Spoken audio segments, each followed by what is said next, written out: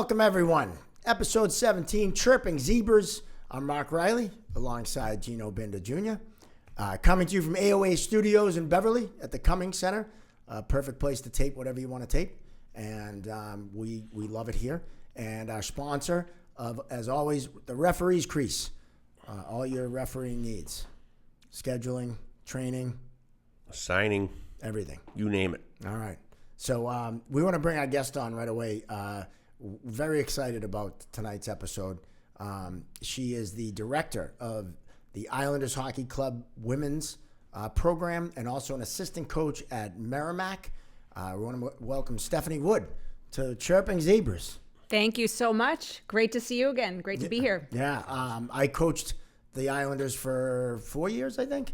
Unfortunately, yes. We were stuck with Mark for no, just jumping right in right away. I was so close a couple of years. I was so close.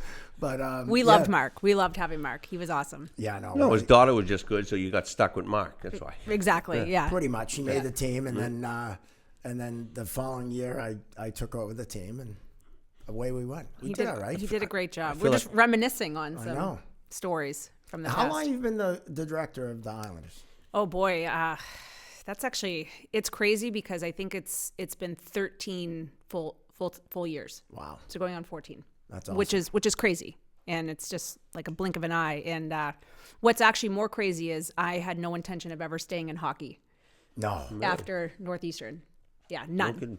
None. Was not even close to on that path. And just by luck would have it, talking about Richard, just happened to bump into him. Yep. I was finishing grad school at Boston University, and I remember when I first saw him, like I was like, "Who's this guy?" You know, like he just kind of came up to me in the rink, and I'm like, who is this guy? And that's when he took over the Islanders, and I was actually the first person that he brought in. Wow. So we had a conversation, and here I am. So that blows my mind because you played at Northeastern for 4 years, and then you played basketball your fifth year.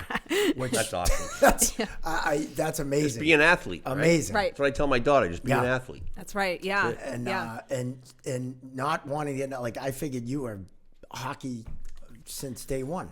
Yeah. Well, it's now I think when you're obviously loved hockey, love sports. And there's no question, I think right now I'm doing absolutely what I was meant to do, no question.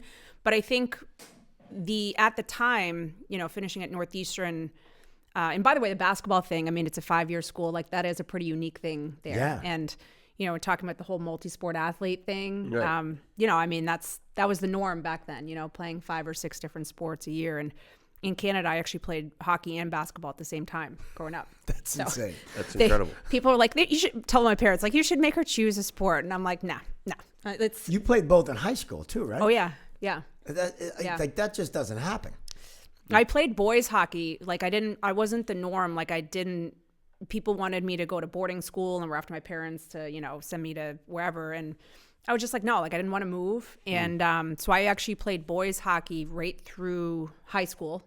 So like checking. Yeah. Because I had to, right, at the time to kind of keep progressing and stuff. And then I did a post-grad year after high school, 1 year at the North American Hockey Academy. Okay. Yep. So that was a real, I think a game changer for me and just helped me get seen. And it kind of gave me the level I needed for that 1 year to make that leap to a place like Northeastern. But anyhow, yeah. So, I mean, at the time, I think graduating, like there's the options to stay working in hockey.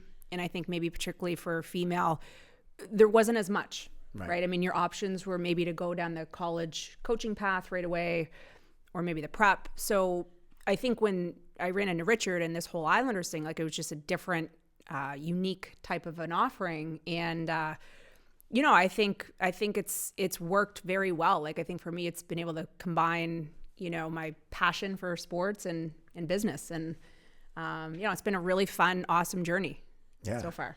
Now, they didn't have a women's program when he hired you, or did they? It was just in its infancy, I would say. So it was very much starting out, and it was small. Like it was at the time, I think, well under 100 players, and I think there was like five teams or so. And then within 3 to 5 years, we took that and more than tripled the size of the girls program. Wow. So Crazy kind of, how big it's grown. right? Yeah. And, it's pros and cons though. When I look at that journey over 13 years, like it's been awesome, but I look at the landscape of hockey though within New England, and I think especially Mass, and it's changed so much. So I would say like during that time, the number of youth or select programs has probably more than doubled. Oh, yeah. And that's a whole other discussion. Like, is that a good thing or bad thing? Is it oversaturated? But it's just, it's change. Things always are changing and evolving. So, and of course, during that time too, the Austin Prep journey, that was some great times, great 11 memories. years, right? You were there 11 years? Yeah. Yep. Wow. Used to be one of the worst teams in the state when we first started 11 years ago. Wow. Yeah. Yeah, and you went out with a bang. 27-0 state championship. Yeah. That was pretty Pretty cool. impressive. Yeah. Yeah. It was amazing. That's awesome. I don't think that's ever been done, and probably never will be done again. Let's be honest. In high school hockey here in Mass, anyway. I mean, that's a massive, accomplishment. Patriots couldn't do it, right? No, they came couldn't. close.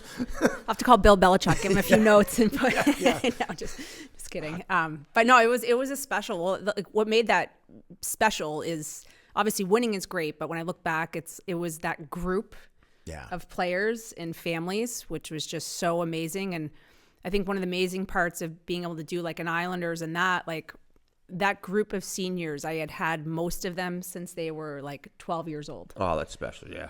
Which was just incredible, right? So just almost getting to see them grow up and work with them so closely. And, that year, again, winning is the icing on the cake, but it's anyone who loves coaching, I think you get it. It was the whole journey and experience. And even if we lost that game, just that group of players and that year was just so special, so unique. And especially, too, and we talked about it before. 2 years prior, you played Woburn and in the semifinals. The infamous Woburn game, infamous, which was played at Woburn. Yeah. Which made no sense because you could have switched with Warrior and played your game at Warrior, but they play at Woburn, and you get kind of screwed that game and lose with a 5-on-3, which we can get into. And then the following year, you play for the championship against Methuen Tewksbury. Yep. And you lose in overtime. Double overtime. And the goal scorer was one of my favorite players that I coached, Carolyn Curley, out of Tewksbury. She went on to play at UNE. She scored that winning goal. And it was tough because I had coached, actually in that game, it was pretty cool. I had coached, I think, 8 or 9 or 10 of the girls that were playing in that game on both sides, between the two teams. Yeah. It was pretty cool knowing that I had 10 of the girls on there. And that was pretty neat to watch. And you lose that one in a heartbreak. But then that third year, you get it done, and you get it done undefeated, which is pretty cool. Pretty special. I said, and I think I knew as well, it was getting kind of close to I was just ready, loved Austin Prep and loved every moment of being there, of course. And I always will. It's going to be just a huge part of my career. And, but I also knew it was getting close to, I'm just ready to progress and make a change and just try something different. And was so proud of the transition. It was also the first ever program that's ever transitioned from the MIAA to the NEPSAC. Yep. And I think did it very successfully. And just a special, I think, ending and exit. And and I knew I was ready to try a different experience in the near future. And that brought you to Merrimack. Yeah. It's been a great, like I said, journey so far in the career. And I think you just know when you're at a point where it's just time to try something different and maybe make a change and push yourself. It's you can look at, I think, things from different angles, and there's so many outstanding high school coaches or prep coaches that have a 30-year run, and it's a legacy. And you look at that, and sometimes it's very tempting, to want to maybe. That was my generation, the McCabe's, Billy Hansons, they were there forever. Right. And they never, they were there till they retired. Right. They had full-time gigs, loved it, just enjoyed coaching the kids up, and that was it. Yeah. They had no aspirations to ever do anything else, but right. It's great you have that opportunity. Yeah. I think it was just, so you kind of look at maybe your career and it's like, okay, you could do that, and I'm sure I'd be happy and fine, but I also want to progress and go to the highest level, I think, right now for the girls game. And it was a great year. I think been close to Merrimack for a long time, and the program there and everyone there, and Aaron, the head coach, and it was a great year. The team did better, and we're progressing really, really well. And so it's been really fun, I think, to take bits and pieces out of, things that I think have maybe worked well over the years, and now try to integrate that with our Merrimack program. And it's an outstanding group there, outstanding staff, and we're really excited for the future. That's awesome. Now, Gino's starting to get into coaching. His daughter. Yep. Well, I'm going to be a square coach this year, yeah. Nice. U10, first year. But last year she played at the U8s. And, the NEGHL, they, like the U8s, the Islanders, you had the Wizards, the Flames, they were like the top 4 teams. The Eagles were really good. Yep. But like they play with no icing, no offsides, and the little nets, right? Like it's like you have the chaos. But for almost like the best girls in the state, like you almost kind of like you said you play with boys, right? So like do you feel like the girls are still playing with boys to get better now until probably like 14, or do you think it's gearing towards all girl teams?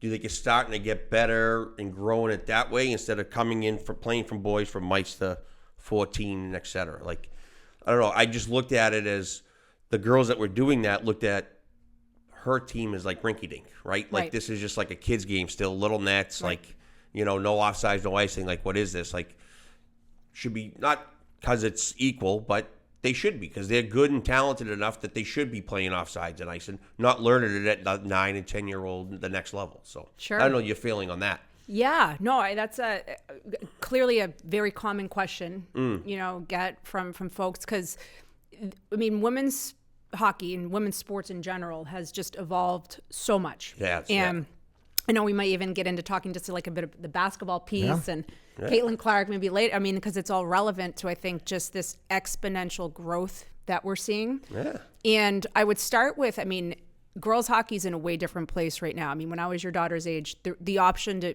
even play with girls just wasn't there. Right. So not only did I play with boys, but I had to play with boys. Right. And with girls hockey's just still growing. Like I couldn't play girls at the time because it just wasn't advanced enough.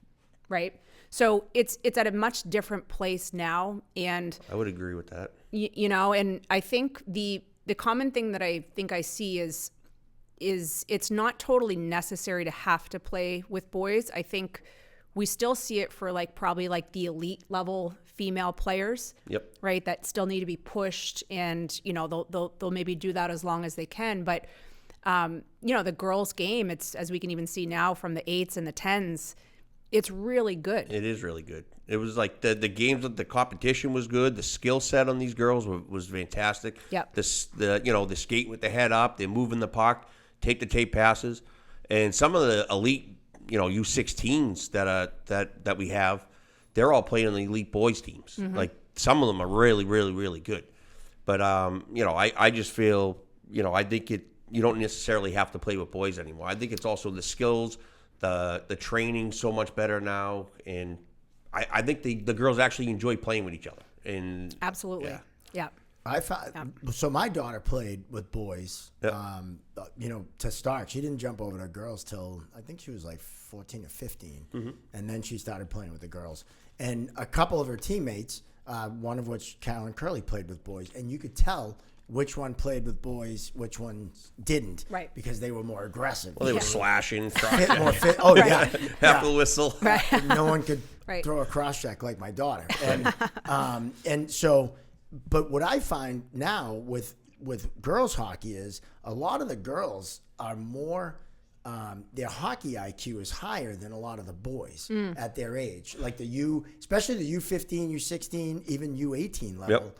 You see the boys can all dangle, they can shoot, they can, stick handle a phone booth, but some of them have no idea how to play the game. Right. And then you see the girls where they're not so concerned with trying to kill each other, they learn the game more and they understand the game. I coach both. I coached, my daughter's teams all the way through U19 Islanders, and I coached at their academy, the boys JV team, for about 10, 12 years. I'd rather coach girls all day because the girls listen. You tell the girl, hey, next time stop behind the net. Oh, they're great, yeah. And the next shift they do it. The boys, 3 games later, they go, hey, coach, that worked. And I'm like, no shit, you moron. You should have done it 3 games ago. Like, I'd so much rather coach girls. Yeah. That is a classic example Right. of anyone that coaches guys versus girls. Yep. That is a classic. Like, the first thing they say is how much different they listen. You know, and actually apply some of the stuff. It's a good thing I have daughters because, like, my old man just went, go out and kill somebody. Yeah, he did not kill somebody. Yeah, Your dad? Yeah, so I led the league in penalty minutes, and no wonder why, like, the Nice. BU and the BCs never looked at me. Yeah. Yeah, we don't want to be killing penalties with this kid. See you later. That's funny. Yeah. Well, and I joke because as a coach, I was I was a dick to the refs. No, I was awful. I was I horrible. was terrible. And I'm sure you're going to... I bit my tongue. I coached in the Town Cup this past week, and there was a couple errors, and I actually educate, after the game, there was a situation, and I'm like, come on, dude, you got to get that right. Because the girl was screened on the other side, right? If you're there, she's probably making that same call. But if you're on this side with all the benches and where the referee was, you have a good goal. There was loose puck, we whack it in, then you hear the whistle, right? And then the referee down low is waving it because that's what she's had. And I go, hey, what did you have, to the guy that was up top? And he goes, oh, I had a goal. I go, well, you have to go. You have to go tell her that. Right. Well, she had it covered up. I go, well, he's like, I'm not overturning the call. I go, dude, guys, youth hockey officials, it's not about overturning your partner's call. It's about getting the call right. Nothing to do that it benefited me or not. It's about now you're both getting the call wrong. It's not about, oh, I don't want to step on my partner's toes. You go down and have a conversation. Say, hey, from your angle, this is what you have. But from my angle, this is what I have. Out of the two of us, if you or me, what do you want to call right now? Let's get this. Get it right. Get it right. It's not overstepping. It's just about getting it right. It's nice and simple. And, I'm coaching. So I just had that little quick interaction. I just asked the question. I go, well, what did you have? The goal? I was like, well, call it a goal. And then he just, skated away. And then after the game, I, shake your hands. The kids line up. They get the player of the game. So I walked up to the refs, and you hear me on live by talking to them. The over-under for you getting tossed. I'm betting the under. I'm telling you, I'm betting the under. I can't help it.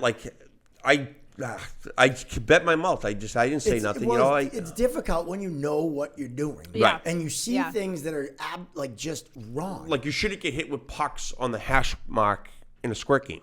No. Because one guy was moving up and down. He was skating the building. He's actually on our Monday Night Zooms. He said something before the game, right?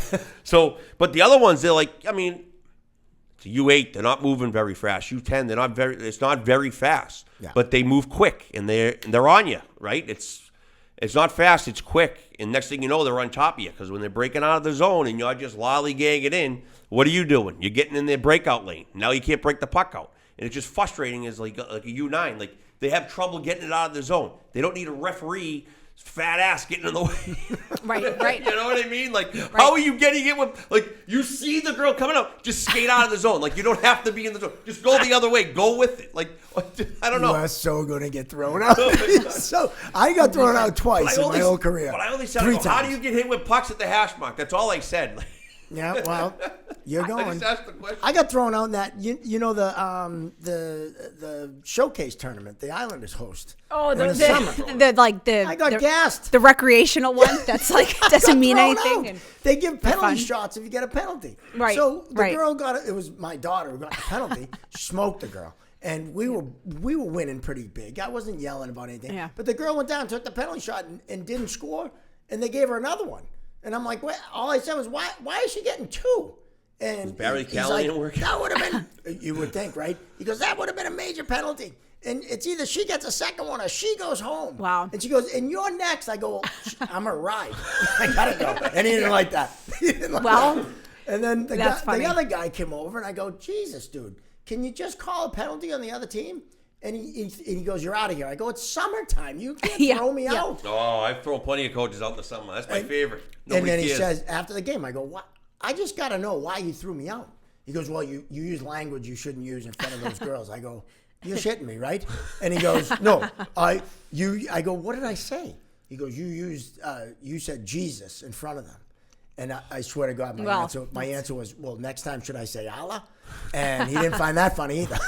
So I told him to use his game check and a sense of humor. There you go. And, but yeah, I got thrown out. You're getting thrown out. It's funny. No way. I told him to do that. I told him. I'm like, make sure you give that guy. Well, I went over to him like, I just got thrown out. This is a show. And my daughter got tossed, and like 2 of the other girls got tossed. But I have Classic.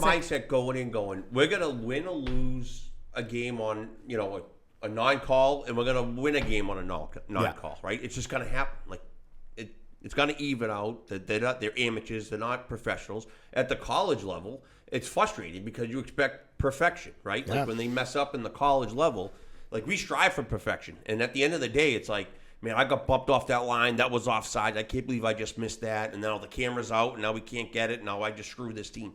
Like that carries with you. And then next thing you know, you're not in the playoffs, right? Yeah. So like you strive for perfection, especially at the D1 college level. Right. Like Right. It's a lot different than youth hockey, right? And these coaches and the parents just need to just tone it down. It's about the kids. Like when we get riled up out there, the kids get riled up, and they don't even know what they're riled up about. Like you just hear the tension in the building from the crowd, and then you just see the like aftermath on the ice, and now the kids are just going shit house. It's just like just go there, watch your kid, enjoy it, sip your coffee, talk to your friends, and move on. Well, I think you can speak to it. Like the players kind of take on the energy of the coach. Oh, for sure. Yeah, for sure. And, I think, we can talk about so many different things at the youth level all the way to, prep or in college. But, like, no question. I think at the youth level, that's where, there's so many options, so many choices, I guess, now. I know it can be overwhelming, I think, the process for families and parents just choosing a select program or camps. Topic. And, but it's, at the end of the day, like, when I look back at my youth career, like I actually played for one program my whole career. And I know that's not as common now. I did it for basketball and I did it for hockey, but I also followed like the same coach for several years, like as long as I could. It clearly worked, right? Because you keep getting better. That's important too. Yeah. It's one of the most. I think it's probably the most important. Yeah. Because I think like. When it comes to like athletic development, like at the end of the day, like it's the amount of time and effort and dedication that it takes to play at like a really like elite level, whether it's pro or college or whatever, it really is driven by the athlete at a certain point. So, I think the sooner that most parents understand that, it's the better, that they're ultimately kind of the Uber driver at a certain point and to sit back and sort of just go with it. But, when it comes to selection, though, like you have to be getting better every single year. So who you align with from a coach and, and then I'd say like just the, level of competition and having fun. I think that that's not said enough at the youth levels and that'll stay with you for every level. Like if you are with any team, whether it's college or prep, like you really have to love what you're doing, I think, to be great at it. And 100%. If you don't, like, you're just not going to be great. Yep. No, I agree with that 100%. Like the bond, like my daughter's team formed this year was awesome. Like they went on a tournament and then they lost in the finals to the Wizards. But it just like every goal they celebrated like it was like their first goal. And like now they see each other in the different camps. Right. They all run in. Like the bond that these girls have was just... It was awesome because like they're playing with all girls, and the ones that are playing on boys, they're like the one or two girls on each team, and and then this week one of the girls first time ever playing with all girls, and she absolutely loved it. So like I think it's like you said, I think it's a little different from when you started, but it's getting there. Well, one thing that really frustrates me too when I see like kind of what you're talking about, like I see it so much at the youth world. It really frustrates me. So like when you see like what you're describing, like a player's happy, they have like a group of friends, like they're doing pretty well. And then people will move their kids somewhere else. And I'm like, why would you do that? Like it's so frustrating. We had one that all left, the time. See bummer. this. Yeah. We had 2 that left. That was shocking. Yeah. Do you think, we had a good group. But it's like, why? Like it's just, you got the most important things in front of you. Well, and then the parents get caught up into it. And I remember when I was coaching, there were girls that would come over or leave. I made the tier 2 team, so I want to be on the tier 1 team, and I should be on the tier 1 team. So I'm going to jump and I'm going to go to this program. And then they start, because the parents are insane, and a lot of them are. And they're like, oh, well, if she doesn't play tier 1, she's not going to play college hockey. She won't have a shot at a D. And it's like, that's not at the end of the day what it's about. This is her second year playing goalie. She's gonna learn the position. Like, she's not going pro yet. Like, right? I go, just be an athlete. Like, I don't care, whatever. Just be an athlete, have fun, train, and just work hard at it. And that's it. Right. Well, that's it. Now, speaking of pro, we have the little controversy. WPHL now, the Women's Professional Hockey League, and it's had, I think it's been pretty successful this year for a first year out. Yeah. Oh yeah, absolutely. Yeah. It really has, and it coincides again, I think, with just what we're seeing in female athletics right now. Look at the WNBA, look at college women's basketball. And so it's been great to see. I mean, I really agree with, the forming of the one league for the females, the PWHL, because in the past they had two leagues going. That just didn't really make sense. Yeah, none whatsoever. It's not there yet. Right. But appears to be really successful. I mean, we're seeing sold out arenas. It's awesome. It's getting more hype, and obviously, driving more revenue, which is going to be really important for sustainability of the league. And I think there was probably a lot of people that tuned in to watch that game last night, which was just really exciting. Yeah. Whether whatever level that you usually watch, just a really exciting game. Look at the Beanpot this year. Look at the crowd they had at the final. We were at the Terriers our team went. It was awesome. It was a great event, and nobody left. Everybody stayed for the whole game. It was awesome. And we had Kelly Cook on, who refereed the championship game. That's right. Who you see during the season in Yeah. Hockey East. Yeah. No, it's great. Like it's I will say, like, I really thought that I would be much further down the tracks before I saw things like we're talking about right now be so advanced. And I went to the Beanpot just simply because it's to support this really great milestone. I mean, it's been, the Beanpot is obviously a highlight for the Boston-based schools. Yep. And for almost 40 years this has been going on, and this is the first year the women have been at TD Garden. Yeah. So, like, just imagine that, like, 40 years it's been going on, and don't get me wrong, like, I know you have to progress and take the right steps. I mean, everyone watches the men's Beanpot at TD Garden, and you look forward to it. But almost 40 years it's been going on, and this is the first year it was at TD Garden, and it exceeded my expectations. Mm-hmm. Yeah, as a fan there. And it's exciting. If you have a daughter who's playing, I mean, that's where this is playing. You're like kind of like, all right, I'll root for BU. Let's go. Yeah. Get into it. Yeah. So it's just great. Like, the opportunities, they're increasing, and I think they're increasing very quickly. Yes. Right now. And you bring up Caitlin Clark. She's, I think, a big reason, and I think I think it goes to her personality, right? She's not, because there's been plenty of great women's college basketball players. She's not the first one. Well, she's at another level, but she's not the first one that is a great player that, people knew. But she has that personality, like that Jordan type of personality, that Bird personality, where you just, she's exciting to watch because she's trash talking.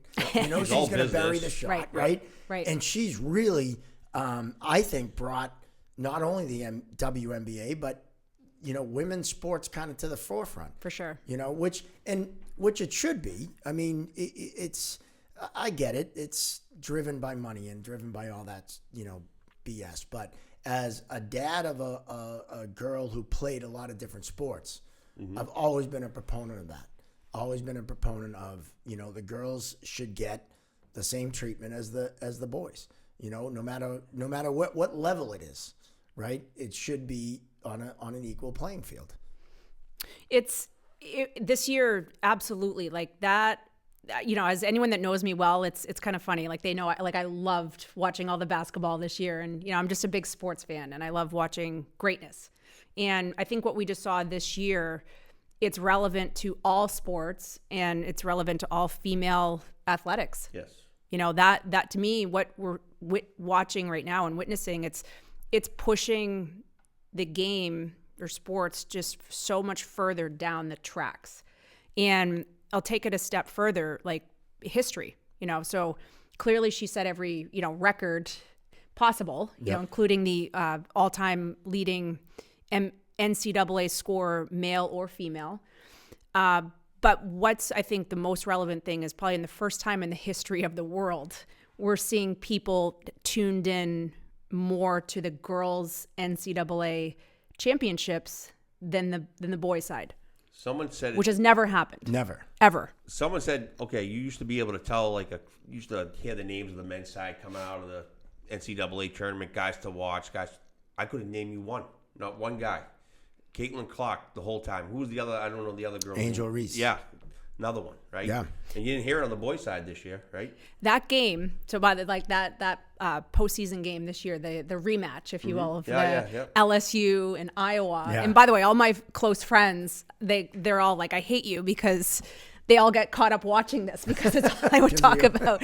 But I'm like, you won't be disappointed. Right. This is going to be one of the best games you're ever going to see. But the viewership of that, it's blowing things off the charts, right? Awesome. So I think it's like what we're talking about. Like this is going to be, 5 to 10 years from now. Like this is going to be history because things are going to be pushed so much further down the tracks. Right. So if I look like if you have a young daughter or even a former, your daughter's a former player, like anyone involved with sports and in the game now, like we're all going to be sitting in a different place in 5 to 10 years from now because things are going to be so different. Right.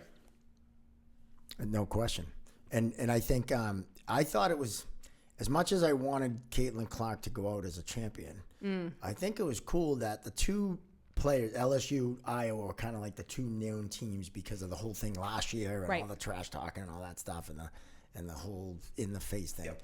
But South Carolina was by far the best team. Oh, they were phenomenal. And they were unbelievable. Incredible. They probably, I would think, I'll say it, they probably could beat a few boys teams that are, NCAA boy teams that maybe were most terrible. they were pretty good.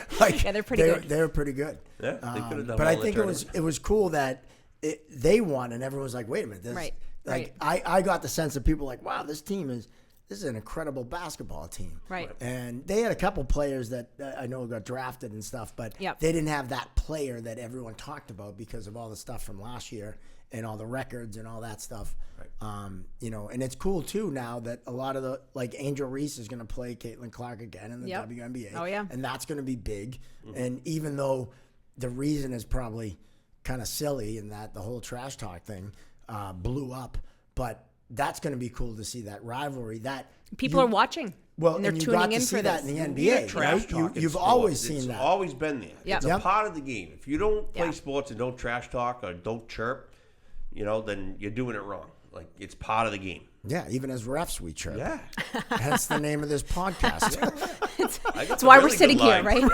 Yeah. That's why we. I always appreciate when a player gave you a nice chirp. You're like, all right, that was a good one. Yeah. All right, make that. Can't get mad at that. No. Or a coach. Coach has had a few good ones. Yeah. I'm sure you'll. Oh yeah, I've had a bunch. Yeah. Yeah. Well, we've all heard him. I'm sure you've said a few. No. Nope. Not. I know some of the guys that work your games. I was texting a friend. They said that you were the worst to referee.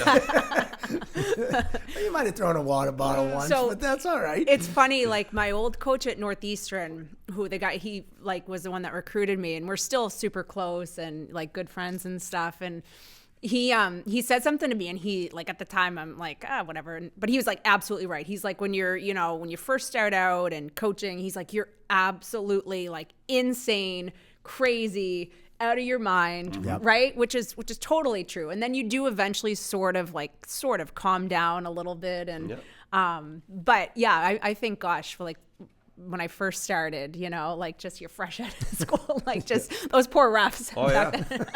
But you do calm down. It, though. You deserve some of it.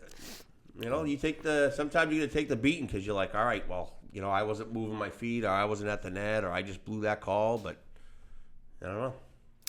I think inflicted sometimes. As I'm sort of I think maybe, giving perspective, I think, on things, you kind of look back at your career. And I think from a coaching perspective, because we've talked, there's been plenty of games, Austin Prep maybe specifically, where there has unfortunately or fortunately maybe a game big game been decided on a call or Yep. what have you. But I think like as a coach, I think the number one thing that I appreciate with refs, because at the end of the day, like they're just like a coach, like you're going to be on the bench, like you're going to make mistakes throughout the game. Like there's plenty of games where I look back and I'm like, shoot, should have called a timeout, should have done this or whatever.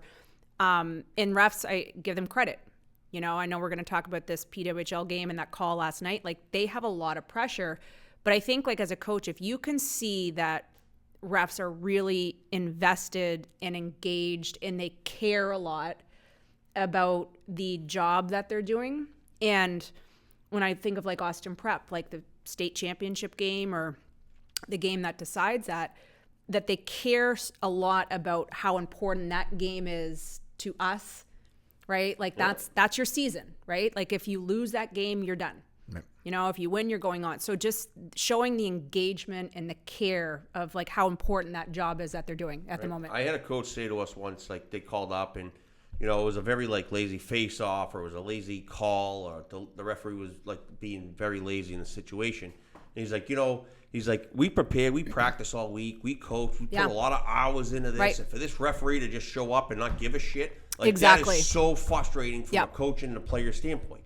Like, okay, I get it. You're working hard, you're sweating, you're busting your ass, and then you miss something, you make a mistake. That's one thing. Sure. But if you come and you look like a slob, you're lazy, that drives me nuts. That drives your partner nuts. That drives the coaches nuts. Everything. You're already lost. No matter what you could do, no wrong. Like, no or if it right looks like they don't care, right? Yeah. then it's just there's nothing. Act then like you're you wanna like, be there. let them have it. Well, and like, we always say it doesn't matter if it's your 7th game that day or your first game that day. To those players, it's the most important game in their life at That's that right. moment. Yes. Yep. So if you approach it like it drives me crazy as a supervisor. When I see that, I go out of my freaking mind. Right. Because it's like you should approach every game. And we tell guys, you don't know who's watching now. Right. One of us could throw it up on live bond and go, what the fuck is this kid doing? Right. And so you don't know. Well, for example, I mean, you see it at the mite level. Like you have the elite mites, like the top elite mite teams are really good, and they care, and like they hold on to every offsides, every ice, and every hit, every hook, and every hold.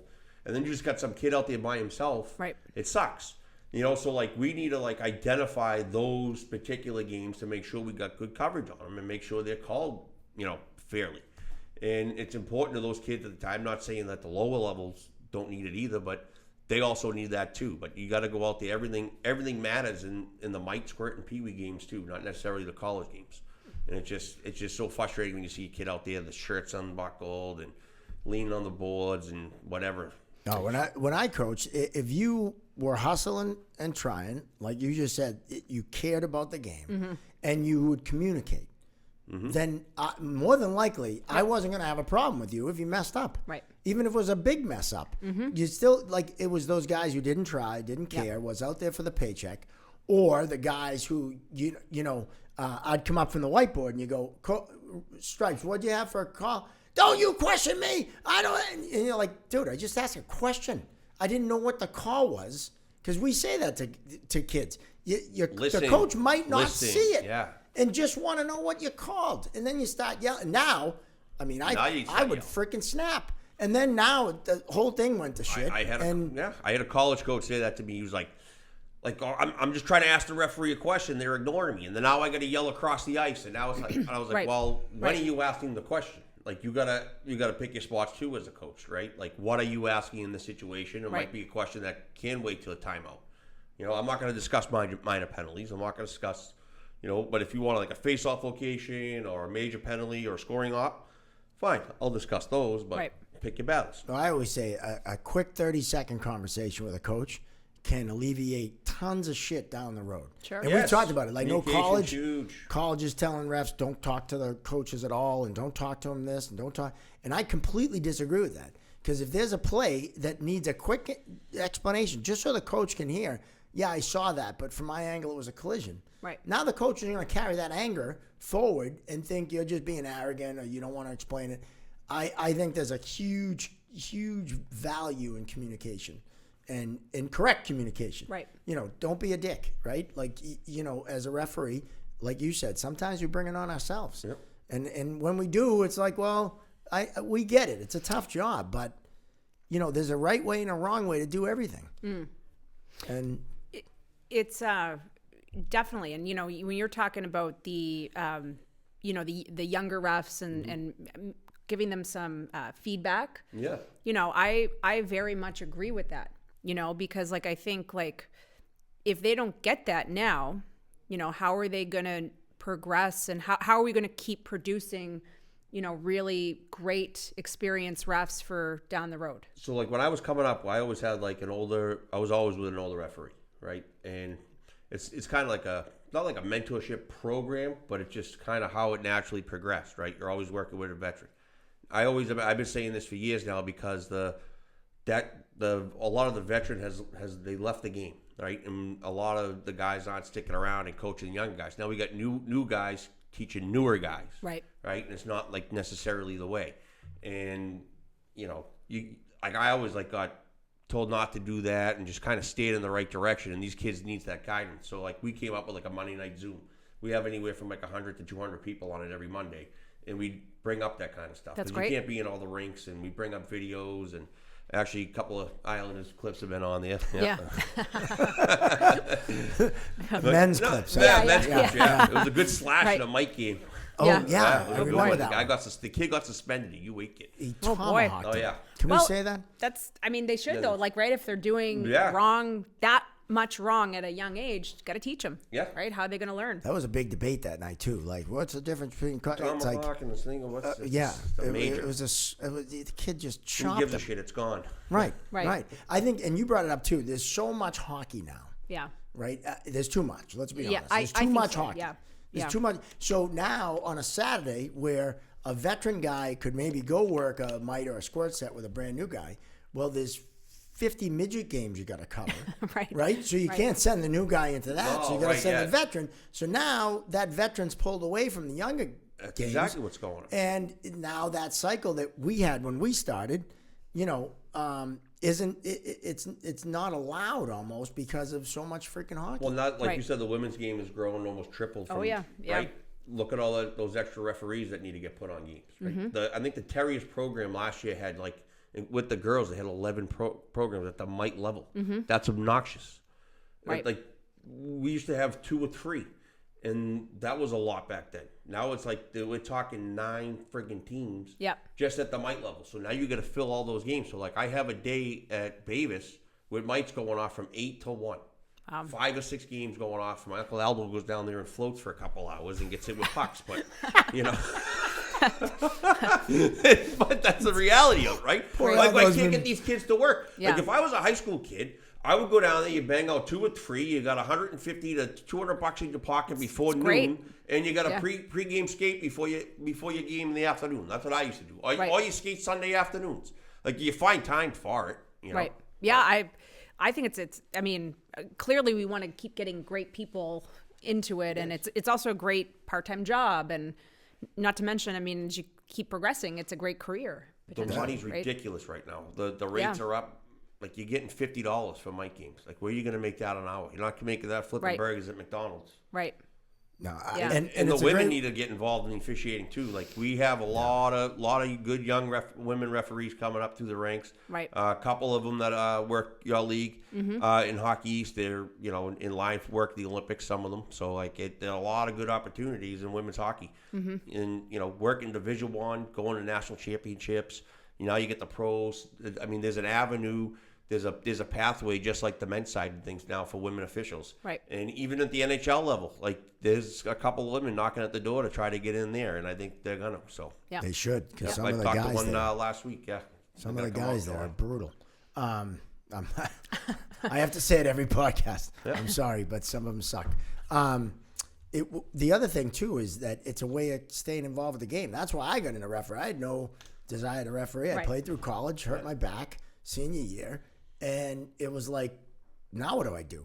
I love the game, and coaching wasn't on my radar Right, yet. right. Because and my brother Steven, who apparently I've never given a shout out on the podcast, but my brother Steven Riley, who retired this year. Yep. I'm sorry, I got your email. I owe you a phone call. He did the D2 women's final Yes. in the Garden. He was like, "Why don't you ref?" And I was like, "I fucking hate refs. Why would I?"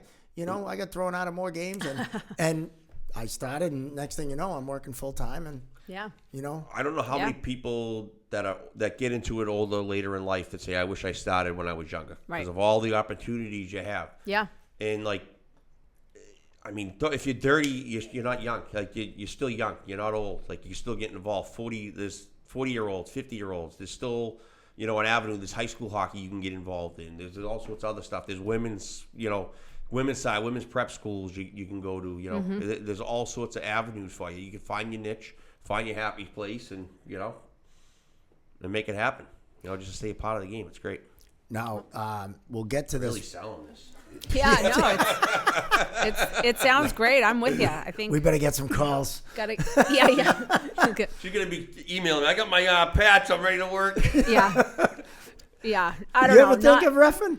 So people have asked me a ton, obviously, right? I mean, Yeah. especially, you're right, like getting more females in, and you never say never, right? But I think clearly right now I'm too far down the tracks, heavily involved with coaching, and so. Yep. But you never say never. You got your but- footprint in there somehow. Like it's you're in the mix, making influence, which is great. Right.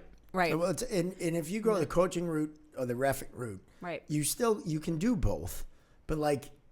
Director of a program's kind of tough, right? Like, Yeah. You Well, got a lot on your plate. Division 1, now too, it's just it's all consuming. Yeah. I mean, it'll dominate your life How much video do you watch a week? in Right? season. It dominates. Yeah. But that's great. Like that's Yeah. for people that are wired and you're super competitive and driven. Like it's awesome. Yep. And getting to work with the high level athletes and such. It's great. But That's awesome. I think hopefully with all this, like just we keep good people, not only coaching too, right? I mean, that can go hand in hand. You want Right. great people getting involved with coaching at the younger levels. I mean, same thing with officiating. And, there's so many avenues now. If I could, rewind the clock, 10, 15 years ago, there wasn't as many opportunities as there are now. So it's just great to see. Yeah. We're You make evolving. it broadcast and make it being a stick guy, equipment guy, whatever, right? Right. All sorts of The number of female officials too has gone through the roof, Oh, because growing. back in the day, Yeah. like Deb Parisi, she was one of the greats, first U.S. women to work the Olympics. She's actually, we've been trying to get her on here for a while. She was like one of the only first one, yeah. Right. and one of the first ones, She especially used in to this always work area. all the men's games. Yeah. Yeah. Tons that's of great. men's games. Yeah. And it was great when people tried to give her shit. It was awesome. I loved working with her because she took no shit. Right. And I love working with her husband, Tommy, too. We had a blast. But now there's so many more because there's more female players, girl Right. players Right. coming out. I mean, if for a girl playing college hockey, D3, even D1, if you aren't going to continue to play, why not get into refereeing? The pat's really quick too. I mean, I had a girl that was her second year reffing, and I had her on the lines a couple of series in Division 1 this year. Yeah. I mean, she was just that good skater. She got it. She was working D3 college last year, and put her right in. So now we brought this up 25 minutes ago, but This is what happens on this podcast. It's the Seinfeld of podcasts. Show about nothing. well, a lot of the guests are like, so is there a script or is there like, and we're like, fuck no, we're just going to talk and see where it Script. goes. I got my notes. Hang on. It always, there's certain things that are always getting brought up, like your background, how you got into it and all that, and, Right. and the fact that we're not woke. But it took a while for me to bring that up, Yeah. by the way. Can we get the woke on? But well, we'll hear it because it'll be like, oh, women's sports. Shut the fuck up. I don't read comments. I never have. I can't do it when I reffed. I stayed off Twitter. I stayed off all of it. I love the comments. I Like love people, going I back can't and do forth. it. I'm a love it. mental patient. I love can't read it, and Yeah, I know. it fucked me up. Even though it's like a 10-year-old kid. Well, you'd punch the screen. That's That's what my you do. Yeah. Break a phone. I get angry, but I just type faster. But we had the PWHL final. It was game 4, right? Yeah, because it's a 5-game series in that. Okay, so they forced a game Yep. 5. Yeah. There was a very controversial goal in overtime, second overtime, in which it appeared that Minnesota Boston won lost. it. Minnesota won it, and so we'll watch it here while we talk about it. And it ends up being goalie interference, and I think it's one of those ones where I don't know.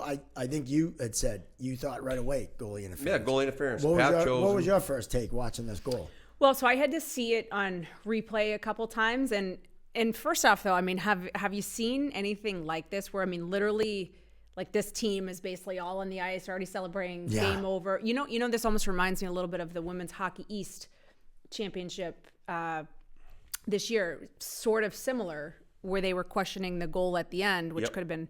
But anyhow, I mean, I think it was kind of crazy because, I mean, literally the Minnesota team was on the ice, gloves up, helmets off, celebrating, and they're reviewing it. But that said, and I'll be the first to admit I am not, when it comes to officiating, I'm certainly not an expert. Right.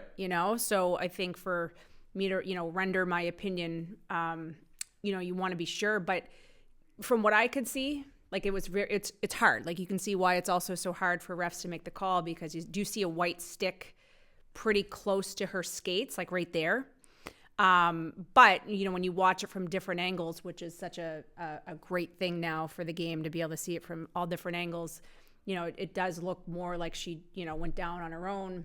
Clearly, I think Erin Frankel, the way she was playing that last night, unbelievable. Like she would have made that save had she not been knocked out of the net. You basically just broke it down how officials would have broke down that call, but just in like a, coaching, just basically watching it and telling you how it is, right? Right. So you, first off, you check, that's not a penalty, right? We're not calling that She a didn't trip, force her in. right? So, okay, now she's in on her own. Now, can the goaltender play her position properly? And the answer to those questions will get you the results you want. Right. And that's exactly what you just got yourself to, no goal. Well, right? how about that, huh? Now look at that. Yeah, maybe I should be a ref. Yes, sign me. We'll talk after. No, You look good in stripes, so why not? The interesting thing too is the second player coming in puts the puck in the net. Right. So it's not the girl carrying the puck that slides in the goalie and then whacks it in underneath her. Mm-hmm. And I think that would have been plays, a little different. Well, that plays stuff too, but well, I think it plays into it, because if she scores now, it might be a different discussion. Right. if she tucks it in right there. If she tucks it in right there before probably the a goal. contact, that's a goal. Right. But where No, it's the that's a good second player point.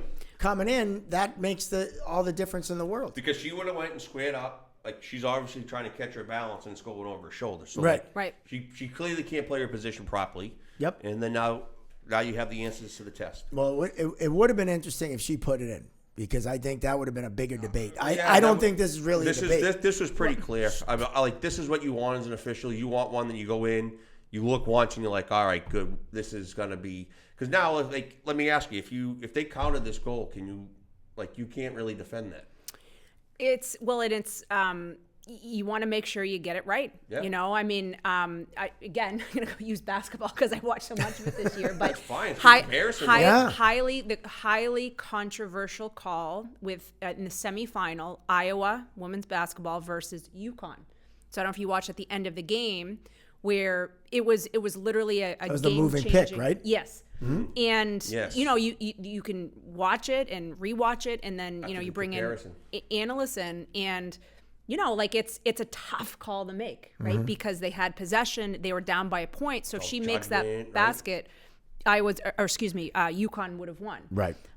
However, that said, it was absolutely a foul, Yep. and it's a tough time to call it, but it was the correct call. And someone said this, and it resonates. Like, okay, well, what if they didn't call it, and what if they scored on that play? It would have changed. So it's tough, and this is why, again, like, you have to really have a backbone if you're going to officiate. Like, Right. this is a tough call to make. The entire rink hated the ref for that call, but it's the right call. Putting the coaching hat on for a second, though, like, Boston got kind of lucky because, like, you're right, the person that scored picked up the puck. Why is she open the slot? Like, there's no reason why she should be open there. Like, Exactly. the Why is puck just no one landed on her covering That's stick. the coaching, yeah. That's funny, yeah. You know what I mean? They're down there, right? They're kind of lucky because, like, that's the one who got the puck on her stick, but there's no way she should have been wide open like that. To get the puck. The but- goalie had it. Yeah. Well, it's funny because that UConn call, Yeah. that's one of the ones that we talk about it. Like referees don't want to inject themselves into the game, but by not calling it, you inject yourself into the game. Right. And you have to have the intestinal fortitude to make those calls and make them in the moment. And whether or not, and this is, it's funny because everyone says, well, the third period or the fourth quarter, is officiated different because, the game tightens up. It's a 1-goal game. Andy Van Hellemond used to tell me, ref the first period as if it's the third period, and then you don't get yourself in trouble. Right. Right? So if you're going to call it in the first period, you're going to call it in the third period. And then everyone knows your standard. So when you make that call in the third period with 3 minutes left, you go, hey, I've been calling that all game. Right. There's no difference there. And it's a tough thing to do, but it works. And when you see it on replay, everybody knows it's a penalty. Right? Those are the ones you like, clear cut. Those are penalties. Put your arm up. Let's roll. Other than that, let the game go. Yeah. Well, and again, replay, right? We talked about replay, and our thoughts on replay. It's good, but it's not good. Right. And especially, it's good because you get the call right, but it's sometimes right. Toronto. I don't know what they're watching sometimes, but you, as an official, I find a lot of the younger guys who have come up with video rely on it too much. Right. And yeah, that's a good point. I talked to, I was on the phone with Chris Henry the other night, and we were talking about how your gut instinct as a referee, you can't waver from trusting that because 99% of the time your gut's right. Mm-hmm. I mean, we've evolved this way. Too. We've evolved this way in that our instinct tells us, it kept us alive when there was dinosaurs. Like when you knew something was coming, you ran. Right? It works, and when you start questioning that, that's when you start fucking calls up. Right. Because you're second guessing yourself. But if you're thinking, the video got it, I'll just make the call and see what happens. That sets up a whole big problem. Video replay first came in, and I was working college hockey. I'm like, oh, this is great. I can put my arm up, go watch it again. Right. Then you go in, you're like, well, that angle sucked. That's not a good angle. That's not giving me the answer I want. And then after that, like I remember, like the first or second time, I was like, this is stupid. I was like, just make the call on the ice. Don't rely on it. And that's how I just went. I acted like video wasn't even there. And if they wanted me to go look, I went and looked. But like that's how you got to look at it. You can't go run and get it right live. Force yourself to get in position. Fight for good sight lines. And hey, I get one shot at it. You challenge it. Right. I think that's a great point because I think you could make a similar analogy to like doing video with players and stuff, right? I mean, it's obviously it's a great tool and it's a great asset, but too much of it can also be a little bit counterproductive because then they start to freeze up a little on the ice and overthink and et cetera. So it's certainly it's a great asset. And, I think when used the right way and, the right amount, but too much can also be detrimental potentially. Well, and I think refs are no different than players. I know, like, when I played and my style of coaching is I don't want players worried about making a mistake. Like I used to tell the girls, you're going to make 100 mistakes. It's how you recover from that mistake, how you learn from that mistake that's going to make the difference. Because if you're playing and worried about making a mistake, worried about getting yelled at, worried about being in trouble, worried about your next shift. Yeah, you're gone. You're done. Right. You're not going to play well. Right. You got to go out, play, have fun in the moment, and just play. Right. And if you screw up, which you're going to, I mean, everyone screws up. It's human. You learn from it, and then you try not to make that mistake again. Right. And as an official and a player, you can't be that wound up about not screwing up.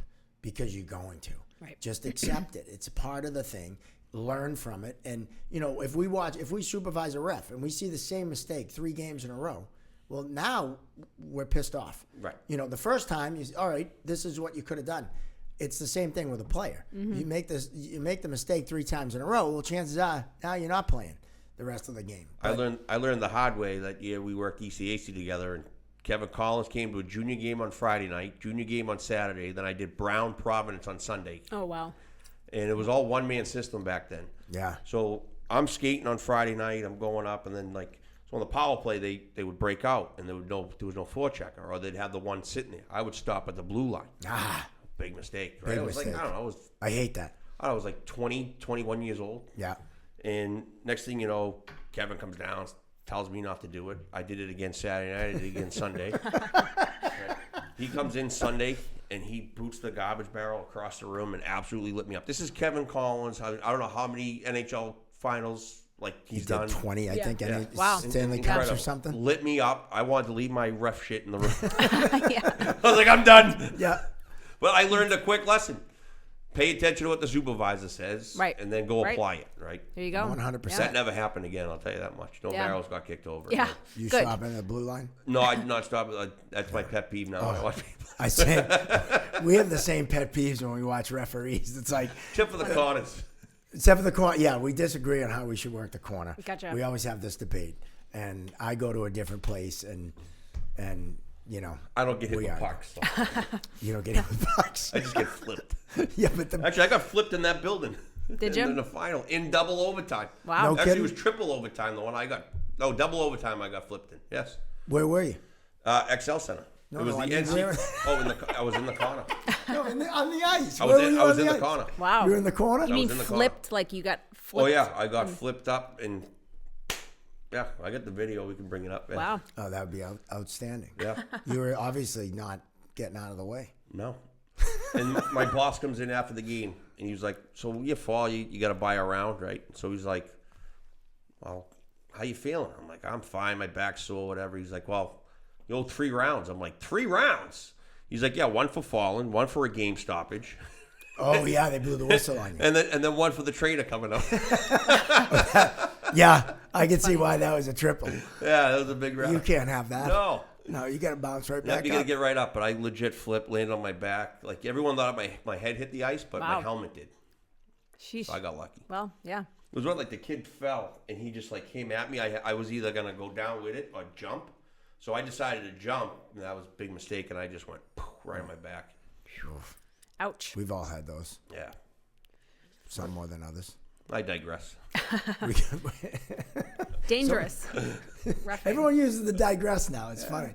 That was my thing. Yeah. Anyway, so what for the summer?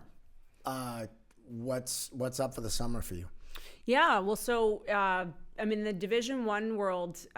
June 15th is a really important date. So that's when you can make contact for the first time with the 2026 class. So that's just kind of, a bit of a landscape, I think, how it works there. Just you're pretty far out with your recruiting process and stuff. And, like you basically divide and conquer, a lot to recruit at, lots, get out and see kids. It's really cool, I think, getting back to Division I because I haven't been back here since I played, at Northeastern, and just, things change. And, it's the landscape in terms of where, you're looking at players is not only North America now, but in Europe and, so it's pretty cool, like, again, I just taking on a new, different experience, I think someone was ready for that. So it's been cool to, just see where things are at now in the process. And your role there as an assistant, obviously you're all involved with the recruiting, Right. I assume. And now, do you find in women's hockey in college, like some of these men's programs, they're signing kids or trying to get the kids at age 14, 15. Is that starting to kind of seep into the women's game, or is it more like it used to be where, programs waited and until the kids developed a little more? Yeah, well, if you remember years back on my Austin prep team, the Sam Tabor, remember her? Yeah. So back when they had lifted the NCAA rule, so she had committed to BC when she was like 12, I think, legitimately, Nuts. right? Now, mind you, like she was, incredible. But so I was actually kind of I wasn't involved with college back then, but I was in favor of them putting the rule back that you can't commit until, your junior year, basically, Right. Which is sort of like the norm. And I thought that until they did that, like it was just getting kind of out of control, like meaning That is like, nuts. like a Division I, like you don't want to go watch a U12 game or, you know, like that's getting a little silly, right? Yep. But if other people are doing it, then of course they're all like, well, we have to do it, you know, to stay up with our competition. Kind of no different than any other business. But you know, I think that kids are still developing. We talk about that, like their development. It's still happening so much from 14 to 15 to 16. And so 14 and 15 years old, kids can turn one direction to another. They might Right. just, you know, they might fall in love with a different sport. You never know. Like it's you know, so it's not uncommon, I think, to be maybe tracking a little bit, you know, like if you go to nationals, like USA nationals, the 14 level, the 16 level, and the 19 level is all under the same roof, right? So if you're going to be there recruiting, why not watch, you know, some of the, maybe the 14 tier 1 games. But you know, I kind of like just seeing how kids progress. And I mean, I guess technically when I committed to Northeastern, I was a late bloomer, you know, because I hadn't really actually just done solely hockey until I was 18 years old. I was playing all these other sports at the same time, which is like, you said that now, if people will be like, what, you know, you're crazy. Like you're, you know, But you that's gotta, actually what you're supposed to do for development. You played, Right. what, 6 in high school? 6 I different played sports? a ton. Yeah. I'd play like two a season, you know, like soccer, That's crazy. softball. Yeah. That's nuts. Yeah. Like our family was nuts. Like by that, like it's funny because it was all girls, like, you know, I had 2 other sisters, but all we did was sports. So like that was like our activity, going from like rink to the field, or, you know, like that's all we did was sports. Now the experts and And a little piano we were talking about. we No. get a piano in, Just kidding. Yeah. in studio now. Definitely not. No. I hated piano. All I wanted to do was play sports. Of course. That's awesome. Now, pretty good. so Yeah. one, because your background, I believe, is in like exercise physiology and Yeah. that stuff. Yeah, I did a science degree at Northeastern. I tore my ACL when I was young, like 17, 18, which I know is, but I thought was like, oh, maybe this would be cool. Like maybe, you know, going to sports med or something. So I kind of went that direction, Northeastern, but then focused on more like business in grad school and beyond. Yep. And then hockey. So I preface that question with that because now experts say a kid shouldn't specialize till the age of 14, right. right? But everyone specializes.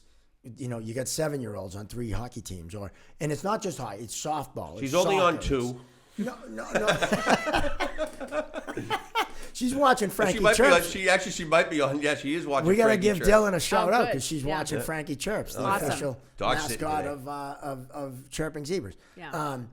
But it's every sport though now. Right. That, you know, and if they're not on this team or that team, or if they're not doing this, or if they're not doing skills here or there, you know, they're going to miss out. And it's the parents that kind of, I think, ruined it in that. Well, what ruined it is the almighty dollar. Right. You know, you can't Right. charge someone $5-6 grand. You know, if their kid's 9, if you're not putting them on the ice or putting them on a field or getting them so many tournaments, and it goes against athletic development. Right. But how do you like? I mean, it's this conundrum of society, only one of a billion. How do you fix that? Like, because that kid who plays all the sports, who is it? Urban Meyer, who's Yeah. the coach of Alabama? Wow. The football coach. I'm drawing a blank now. Producers. Nick Saban. Nick Saban. Thank you, Nick Saban. He said in an interview one time, he recruited kids who are multi-sport athletes. He didn't want a kid who played football his whole life. Yeah. He wanted a kid who played 3 sports in high school and didn't have to be the best in every sport, but excelled and played every sport because he knew they were going to be an athlete, and he could teach them how to play football better. So you only recruited to prep schools because you got to play 3 sports, Well, yeah, the prep schools all make you play 3 sports. which is good, you know. Yeah, but so it's just an interesting debate now of what to do with your kid. Like, and it's hard because, you know, again, you want to keep up with the neighbors, Right. and everyone thinks they're Like my strategy while my daughter's 8. I mean, she's young for her. She's August 8, so she's one of the youngest on her team, and she's playing goalie and she's skating out for the town. Like, she loves the position goalie. I get her like the skills once a week. She did that. Now that stopped for the summer, you know, and maybe like check in here and there just to work up on your skills. But like other than that, like go have fun. She's in like one like skating skills on Sunday mornings, on Friday mornings with her friends, and then we have them all over the house and just like, play and pool or whatever. It's just like a fun thing. But hey, hockey's still there. Just you check in, and then when it comes to September or October, you're happy to go to the rink. Right. Well, Wayne Gretzky's dad used to hide his equipment in the attic after the season and not let him take it out until September. Right. And he was pretty good. It's this I think this topic can just almost send us into a whole other podcast because there's so much time. Well, we were gonna do two today, so You could do a 2-part. the same one. Yeah, I mean, it's a twofold. Like I obviously that's the direction things are now, Right. and I don't see it changing at all. No. Because it's such a business now. But Yep.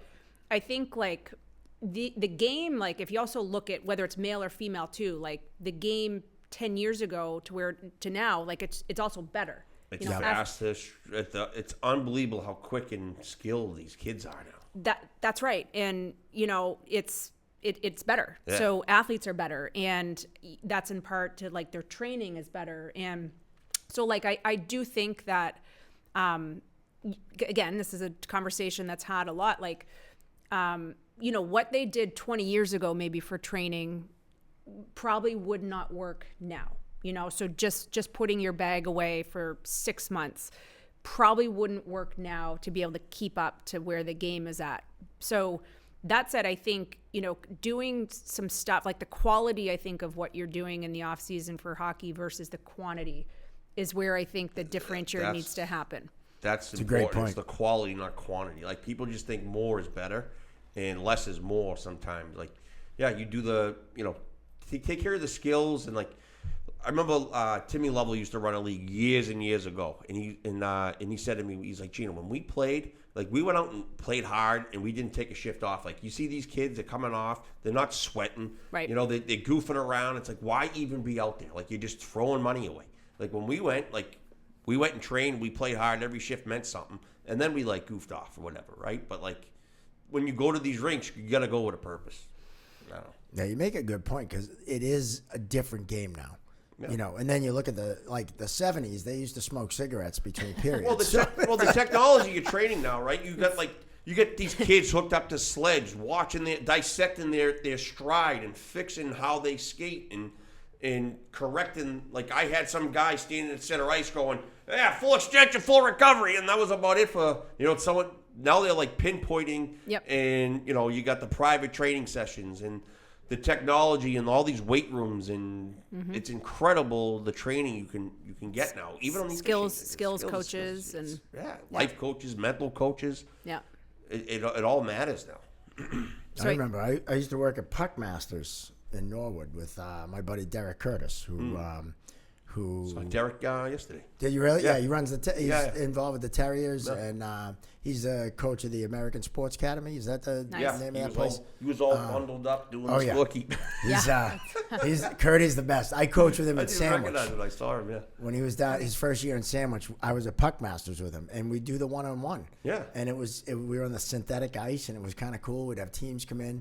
But that business has exploded too, to the point where now you just have a skating coach, you have a shooting coach, it's all broken down now. It's pretty insane. I had a guy come up to me at the street hockey court, he's a big baseball guy, but his kid fell in love with hockey, just made like the Mite A team or whatever, and he was just like, "Hey, is there like any sort of training facility for hockey, like the shooting and the skating?" And I'm like, "Oh, they're all over the place." I was like, "But there's really nothing down the South Shore that's really that good." I mean, you got some stuff popping up now, like the Level rinks there, and you got other training facilities, like I think Pete told me he has something down in Plymouth, and they're popping up more and more. But I don't know. It was never a thing before. It's not though. a thing. No. I think I'm sort of a believer. Like, I don't think you can ever practice enough. Right. Like it's, if you think like years ago, like technically that's what we did growing, like, but it just did it in a different way. Like when I would get home from Street school, hockey. I'd go my out. My daughter on her rollerblades every single day. She's out on her rollerblades. Shoot pucks. Yep. Or shoot hoops, but like, so I don't think you can practice enough. But I think like what we're seeing, like there's so much not great quality stuff in the spring and summer. Like there's an endless amount of tournaments, and like that's the stuff that I think can really just like wear you down, and the kids get tired, and Well, you it sign gets, up like, for too much. Well, they sign up for they guarantee, like you sign up for these summer teams, spring teams. They're locked in for 6 tournaments. And a lot of money too. Yeah. Really expensive. And then you buy the gitch and all that, right? And Yeah. it's like you're locked in. There goes your weekends. Like Memorial Day weekend. Like I talked to one parent. Like my daughter's playing in the Canton Spring League. Like Sunday morning, it's great. Go skate, whatever. Have fun with your friends. And they were like, "Oh yeah, we were in a tournament. We got crushed 20-1 and blah blah blah." I'm like, "Yeah, that sounds fun." 20-1. Can you imagine? Yeah. Yeah. Awful, worth it. awful for everyone. Yeah. Players, coaches, referees, Right. timekeepers, fans. Burn your eyes. Jeez, Right? Right? Like, what are you doing? Why even bothering? Right. And that's, I think, the problem is that they're playing too much. I think Right. that And not focusing on quantity- the stuff that's going to help them get better. I think that it's a great Quality. point. Quantity versus quality. It's and then you can bring up the internal drive of kids now. Right. Everyone gets a trophy. I've said it all along. My book, Not Every Kid Should Get a Trophy, right? The Age of Entitlement. Kids are handed trophies. They don't know that. Like, I used to shoot 1,000 pucks every day in the garage, like, because I knew if I didn't work on it, I wasn't going to make the team. Right. I wasn't going to, I wasn't going to be at the level I wanted to be at, right? And I think that's a piece that's missing across the board. Not with, those kids who are just driven. I mean, you see those kids and you just know those kids. Yep. But then across the board, it's kind of like, well, why am I going to try? I'm going to get the same trophy. Right. I'm going to get the same accolade. I'm going to get the same. And it's like, That's what I feel like's going on with officiating now. Because, like, okay, we need them more than they need us. So they're just going out and mailing it in because they're like, oh, I don't have to get better because I'm going to get the games anyway. The check's Right. not going to bounce, and I can just go out there and float. Right. Like now, we're seeing, like, I'm starting to. We got a plethora of games for people. Like this weekend, like I could have filled it backwards. Like a couple of years ago, it was a struggle. And now we got a good amount of. And it's May, Yeah. right? And you crazy. You don't have enough like that's Like that's 300-400 games crazy. on a weekend on a tournament. Yeah. Like it's insane. That's like, crazy. I think like with the athletic development process, like again, for things are overwhelming now for parents. And what do they do? How much do they do? But like, put things into perspective. I think if you look at your athletic pyramid, where like the base, which is the larger, that's like the younger levels, where I think this is always just good to put it in perspective. Like that base or your foundation, you're building a home or whatever, like there can't be, for you to keep progressing up and keep adding layers, there can't be any cracks or holes in that foundation. Right. So like, for example, like if your skating isn't where it should be, like if your stride isn't great, as an 8 or 9, like that's where you want to hammer in those like fundamentals, and you don't stop that stuff. Like you got to get better every year. And I think like, don't get away from laying the bricks or the foundation properly, because I will say like it gets harder to go back and revisit some of those cracks once they're older. So if that base isn't really formed extremely well at the younger levels, it's just harder to progress with the game. So like if the skating isn't really hammered in at like a 8 or 9 or 10-year-old, it's really hard to keep going up with the game because it gets so much faster, at a high school level or whatever. So And skating, I mean, That's really good advice. No matter if you're a player or an official, it all comes down to skating. Right. Skating is, you can be you can have the best judgment, you can have the best communication as a ref. If you can't get there Right. and be in position, Right. well, that's the number one thing. fast, And yeah. that's what holds guys back in officiating. yeah, interesting. You Yeah. know, and then, again, it's the same as with a It might have skater. held me back a little bit. I was not the greatest skater. I would say that was a flaw of mine. Yeah. I say one of the best things I experienced with the USA hockey camps, the refereeing camps, it was national camp. We worked on it in a regional camp. Back then, you went regional and then national, then select. Yep. And the pool got smaller. Like select, there was only 12 of Yeah, us. we only had 12. Went to Colorado that's right. Springs. But I believe it was national St. camp Cloud. up in Lake Placid. Every morning, we'd we'd skate like 7 to 8, and it was all just power skating. For refs. But did you guys run? We ran every morning. We ran. You ran like awesome. Yeah, we ran. You're up at like 6. You run to the rink, then we you skate, then you go to eat have breakfast. Yeah. Yep. But that hour of power skating, we got to the point where at the end, because I used to be someone that just jacked my skates up tight as I could be, taped the ankles, the whole ball of wax. After that week, we skated without laces the last day. Oh boy!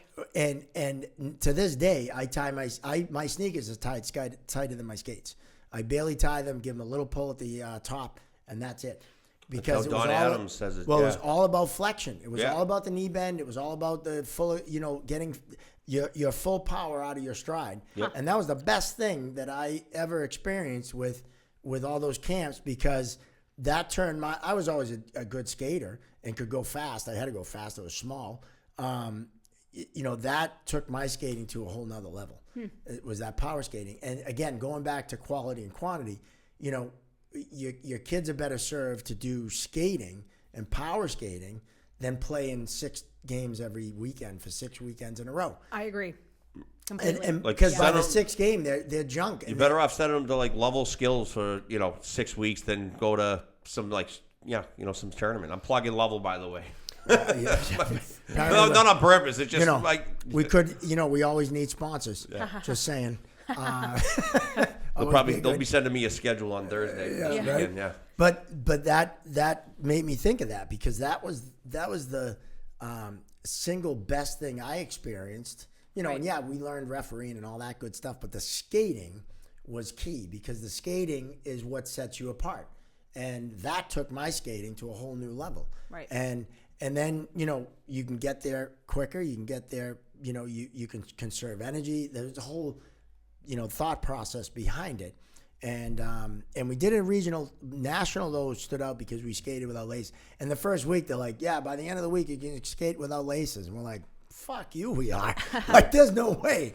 And sure enough, not everyone did it or could do it, but Right.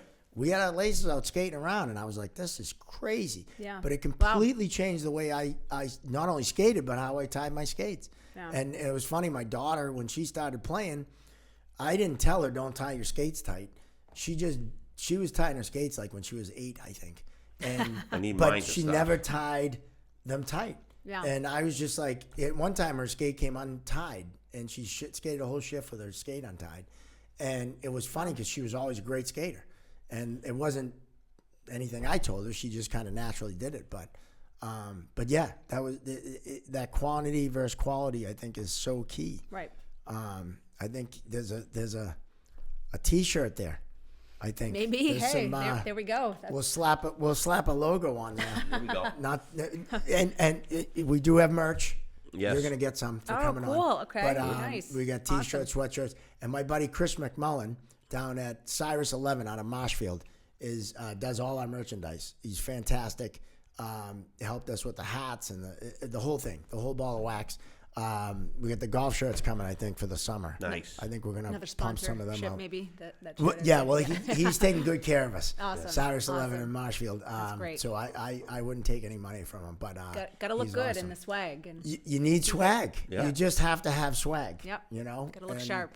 And but I think we could go on forever. Yeah. I mean, there's just so much good stuff. We're that- afraid of this, right? We just talk basically forever. And then Yeah, well, they you're shut the lights shy and off. don't talk much, and neither of us. We're Very shy. Yes. Yeah, our average time is about an hour and 20 There minutes. was one that went like 2 something. wow. Yeah, we've had a few long ones, Yeah. but it's just like, obviously you love sports and you love hockey, and you start talking hockey. Easy, you know, yeah. it's easy, right? But It's like unique perspective. You played, director, coach, the whole deal. Different You have it all, levels, right? yeah, like the youth to Yep. prep, I guess, and Yeah, exactly. college. So it's a marathon for sure, not a sprint. I think when it comes to the whole athletic development, and particularly I think the hockey development process is a very long one. It's just it doesn't happen in a year or two. It's a very long development process. That's such a good point, because I tell all these officials, like, everybody wants to get there tomorrow. Yeah. Or yesterday, like, how come I'm not there? Why am I not there? enjoy the journey, right? Enjoy where Right. you're at now. Yep. And every year I always went in, I had long-term and short-term goals, right? Like you have to set goals for yourself. And, every league you work the final, right? Try to, that should be a short-term goal, and then worry about next year, whether you're moving on or what have you. And if you're good enough, the cream will always rise to the top, and, you'll be where you should be if you're doing the right things. Right. Now, speaking of goals, is your goal to be a head coach at the college level? Yeah, a lot of people ask that. I mean, I think, this year it was great, jumping to Division I and, a totally new experience and perspective. And I think there's no question we want to keep females working in, coaching and stuff like that. So, I mean, it's gotta learn the ropes, and there's a long way to go there. But I think no question, maybe at some point, someday that would be a great goal to have. And, I think it's again about enjoying the journey, Yes. Where you're at right now, and just, step by step. And I think, it's something to be said, like the traits that you have, like you're talking about, like young athletes and stuff, and in growing up, like you never lose those traits. So like, for me, just wired the certain way that, like, whether it's running the Islanders, I wanted to be the best at the time, Austin Prep. That's another cool story. People try to talk me out of taking the job, 11 years ago, because the team was so bad, right? They were one of the worst teams in the state. And, I was like, it's okay. I got it, you know, and 3 years, we started to turn and crank. And so I wanted to be the best at that. And, so I think taking on a different experience now, like I want to, just like all those experiences, I want to learn everything, really absorb everything I can, I think, in these, this initial time. And who knows, you want to be the best, just keep pushing, keep growing, but, definitely enjoy the journey along the way, and just the process and everything. So surround yourself with great people too. I think that's a really, can't be said enough, like you surround yourself with great people, then it's all contagious, greatness and positivity and things like that. I agree with that. Yeah. Why the hell did I ask you to be there on this podcast? Great question. I'm only kidding. I'm gonna bust your balls at some point. Hey, you can't say that, right? What, bust balls? Yeah, female. Well, I'll tell the story. bust chops. It's one of the funniest stories. It is pretty funny. She yeah. played for Austin Prep. One of my favorite players, just for her personality. Years ago, right? yeah. Alix. Yeah. I never can say her last name, but Safaro. Yeah, it's a mouthful. It's an Italian name, and I'm an Irish kid. But she was just, the personality on her was great. Matter of fact, when you put her on my team, you said, "You're gonna love this kid." Yep. So Alix. And I tell this on stage. We come out, we're flat, the ice is tilted the whole first period. We're not skating. The girls, we're just getting run out of the building. I bring them over, and I get them at the bench, and I'm like, "Girls, you're not skating. You're not moving your feet. You got to go out there every shift, 45 seconds to a minute. You got to go balls out." And then I thought for a second, I went, "Wait a minute, you can't go balls out." And I swear to God, Alix goes, "Tits out, coach?" I go, "Yeah, tits out." "No, don't take your tits out." And I was like, "Safe sport? Yeah, you're gonna love this one." Was that a thing then? That was no. We had Pretty funny. and actually that year they put in a thing about how you conduct yourself on the bench, and I was like, "Oh shit!" Hopefully, Libon didn't pick it up. The best thing, well, we didn't have live bar, I don't think, back then. Yeah, Thank not as God. much. Yeah, not as much. But Evidence. the funniest thing was we're doing the benefit for the Islanders at the Oh, Kowloon, yeah. the Yeah. comedy benefit, which Yeah. we That was got one of the we best got to bring nights. back. Yeah. Yeah. And I'll never forget, you said, "Just don't make fun of Richard." And Yeah, of or me. course, Yeah. Two seconds in, I'm making fun of him. gotta. But I had to. But she was there helping Right. with the raffles and stuff. So I tell the story, and she yells, "It's true, I said it." That's awesome. So funny. So funny. Right. That was that was some of my favorite years coaching, because those girls were just so, they were such a great group of girls. Yeah. And I have more stories, and they loved when I messed with refs. Oh yeah. They got the biggest kick out of it when I bust their balls. I told one guy he should call 1-800-JENNY-CRAIG, because if he bends over and falls over, he's not getting up. I didn't get benched either. I don't know how I didn't get benched from that guy. But It was a good chirp. That's it was good chirp, yeah. it was a fantastic chirp, but I should have got a bench. I should have got benched for that one. You should do a show for, like, chirps. Like, what are the best chirps? How to chirp. I ran a chirping clinic. Yes, he did. I Roger. did at Wow. the CCM Hockey House back in November. Wow, I didn't know that. That's pretty cool. CCM reached out to me. They were looking for a comedian to run this chirping clinic, and I was the perfect man for the job. So I taught kids how to talk shit. And it was funny because the 7-year-olds, I Amazing. said, 7-year-olds were sitting there going, we're told not to be mean to people, and you're telling us to tell them they suck. You know, it's like, well, it's in a creative way. Well, it's inside the boards, kid. Yeah. Inside the glass. It was so funny, but so one of my favorite groups that weekend was the Canton High School girls team. Oh, They yeah, were a yeah. blast. Yeah, that's they were so funny. much fun. Yeah. But it is an art form. It's Yeah. it is an art form. You even wrote a script. He wrote a script up. Things to say to coaches. Yeah. You know, to have this, yeah. I Wow. wrote up a coach's communication. And like when they say X, you can say Y. Yeah, come And back, it- yeah. and it, Answer and a it question works. with a question. It Perfect, works. yeah. It works, and some That's of funny. them are fantastic. Yeah. You know, but yeah. So I actually ran a chirping clinic. If Merrimack Who knew? needs me to come in and give a pregame or Yeah. a refereeing seminar thing to tell them how to. There is a way to communicate to officials, you know. Yeah, Right. Don't be yelling, well, screaming. Our buddy Von Rody said you get more ants with honey than vinegar. I think. Something like Right. that. Yeah. So it was. My father used to say you get more flies with honey. I think was his saying. Yeah. Then vinegar. Than vinegar. Yeah. Yeah. But yeah. So there's definitely we give calls to guys who are and girls who are nice to us. Yeah. It's just a fact. If you make us laugh, well, you make me laugh, you're getting away with a cross check or two. I'll be honest with you.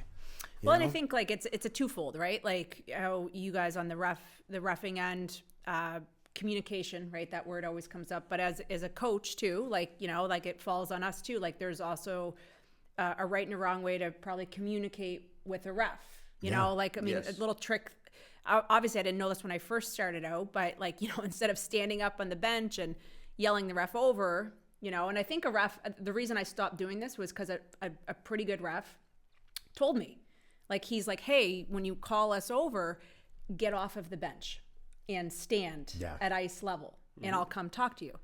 And I was like, okay, great. Like that actually makes sense, Yep. And he said it like in a nice way, and he's like, I'll talk to you. And so then like, it's a twofold, right? Because like there's also a proper way, I think, as a coach to communicate with the ref, to I think at least have a dialogue.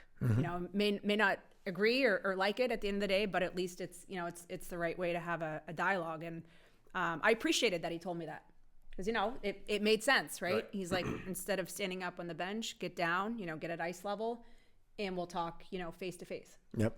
So I always couldn't stand the coaches that always try to just work the refs from start to finish for a call. It's like, well, I'm working. I'm like, what do you mean working? What are you working for? Like, you're just irritating me. Like, Yeah. you're working against yourself. Like, they think, because I'm like on you about offsides and icings and, I'm going to get the next one. It's like, no, you're actually doing yourself a disservice. I like personally, I like the coaches, and I used to do this. If like my player took a cross check that was a cross check, like arguing the ref for that is just stupid. Right. And I used to tell my girls that was cross check all day, twice on Tuesday. Get in the box and shut your mouth. And when coaches do that, Right. and as a ref you hear that, you're like, all right, this coach gets it. They're not arguing a call that's obvious. Right. Like if you only argue or yell when something really is wrong, I'm going to listen to you. As opposed to if you're yelling every single time, Exactly. Right. you're like, come on, man. And it's no different for refs. If we're yelling at kids all the time or constant, they're going to turn you off. Yeah. Yep. You got to, I always tell people, make sure they know when you're angry, they better listen. Because if you're always angry, they're never going to listen. They're never going to realize, like, I want players to have that look in their eye like, fuck, we pissed him off. Terry Gohosky was the best at that. Oh, yeah. Working with him in the American League, he was quiet game. Next thing you know, boom, he snaps, and the movie says the word the rest of the game. Right. Yeah. And it's always right at that right moment. It's not like he's not yelling and angry every call. Right. It's the one when the game's just like really heated, and then he makes that call. The kid chirps at him. It's like, nope, I just established dominance right now. You're not going to walk all over us. This is how it's going to be. Yeah. And then usually people fall in line. It's the times when like you don't establish that dominance, and the game kind of gets away from you because like, oh, you don't really want to insert yourself, or you feel bad about making the call. It's like, no, do your job. It's hard. It's not easy to do, but you got to make it. I sometimes act mad. Yeah. I'll like yell and then I'll turn to the Give 'em the linesman. I'm wink, like, yeah. that was pretty scary, wasn't it? I sounded pretty mad. And they're like, you really not mad? I'm like, no, I'm not mad. I just want that kid to think I'm mad because, he pissed me. He did piss me off. But Yeah. And then you have a conversation with him later. Like, hey, dude, like, what are you doing? I love grabbing a kid afterwards and like, they'll do something at the net or something. It's not a penalty, but everyone gets all fired up. And I'll grab him and I'll go, it'll be like, well, I didn't. I go, calm down. I just want everyone in the ring thinking I'm pissed off at you and I'm giving you a talk right now. And they're like, you're not mad? I go, no, I'm not mad. I want everyone to think I'm mad. And you just shake your head a couple times and then skate away and we're good. Nice. And that kid's going back going, hey, the ref's pretty cool. He just told me, Right. And then you right. build that rapport. And that's what you got to do. So I think we probably could keep going for a while, but we probably should wrap it up. See how Frankie Chirps is doing back in the Frankie, house. They tore my house up. I know Gino's not a fan of dogs. Oh, jeez. No. Well, to your defense, you got bit by a pit bull, right? I did get pipped. Yeah. Oh, boy, So, but my 3.8 pound dog isn't going to do much No, damage. just you pee know. and poop all over the place. You'll No do big I deal. have a really sweet little lab. I was going to say you have a Yeah. dog Little, that goes tiny, to the rink. She looks like a little puppy lab. Yeah. Permanent puppy. Yeah. Permanent She's puppy sweet, lab. Yeah. You got her a while ago. Yeah. Because I was working for the Islanders still. when That's you got right. her. Yeah. Yep. That's really cool. But no, this has been great. Like, I think hopefully some really good content and And some- lots yeah. of different topics and, Yeah. lots of fun. Get some good reels out of it. Yeah. Well, I think it's important too that especially not only in the sport, but in sports in general, but also podcasts in general. Like women in sports are important, Right. right? And you need to highlight that. You need to promote that. You need to talk about that. Like we've talked about it before. We've talked about female officials in the NHL. They're one of the last leagues to kind of get on board with that. I think that's important. And you're the first female coach we've had on. That's great. We've had a lot of firsts. Well, because we're still new, but you're the first female coach to come on. So That's awesome. that'll go down in the history of Chirping Zebras. That's not bad. Awesome. When we have our wall of fame after a couple thousand episodes. We're on 17. We're on 7. And like and subscribe. All right. We always, because the subscription, we're up to over 400 now. Yep, we're getting which there. isn't bad. We'll get there I think eventually. 500. I think I saw. Well, we need 5. That's what we need. 500. Well, on the Instagram, we're up to 500. Okay. The TikTok was still on the You lower have, side. you have Yeah, TikTok the too? TikTok. We got yeah. the TikTok. My personal TikTok hit 500, so I Nice. think I can go live now on TikTok, which is kind of cool. I don't know. I don't Mark know. the Riley rules. comedy. There's I don't too know the many rules. too many social media plugs, I think, these Oh, days my to God. try to keep Wow, it's track of. ridiculous. I It's post a on lot. one, like even with this or with my comedy page. You post on one, you got to post on 6, and it's like and with I think it's Facebook, you can copy the post, but on the other ones you can't. Right. So if I don't remember to copy it before I post it, I'm like, fuck, what did I type? And then I'm going lot. back and forth. Yeah. I'm How old, real I'm old life, though, yeah. so it's tough for me. But follow us on the social medias, Instagram, Facebook, the TikTok. Also, Referees Crease, our premier sponsor. Absolutely check them out, and you'll see us in a rink this summer for sure. Registration opens June 3rd for USA Hockey, so get out there. Oh, is register. that what it is? Yep. Okay. Nice and easy this year. I think they're just doing Zoom, so. Oh, good. Yep. Awesome. I saw they Get got in rid of the now. ice. Good. Next year it's back to normal, huh? They got rid of the ice For session. this year. Oh, okay. Yep. All right. Well, So they'll get in figure it out. while it's hot. It's nice and easy. So, Absolutely. And also, we want to thank AOA Studios. As always, we do our podcast here, and they're fantastic.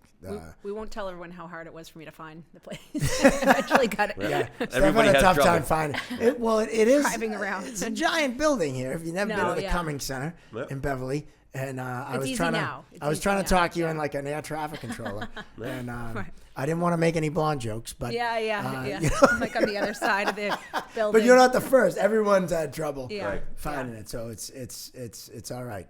I'll know now for the next time. I'll be right here. In a Absolutely, jiff. and we will have you back on. No Awesome. question. Absolutely. Happy to. So this is the longest wrap up ever in the history I don't know. of We've had a Chirping. couple of them. We've had a few. Your dad was. My father's was long. Stewie's was pretty long. Stewie started 6 stories. Every time I try to end it, he'd start another one, and it was like, all right, we're gonna not end this. Gonna sit here and listen. That's all you did that episode. I didn't say anything. You didn't say anything in that episode. So. Yeah, he can talk. Yeah, but he's a little bit. Yeah.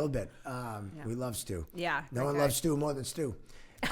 So, Stu but Cat. no, he's awesome. Love Stu. The next episode we have Luke Galvin coming on. Luke Galvin, he our better good wear friend. the scally cap.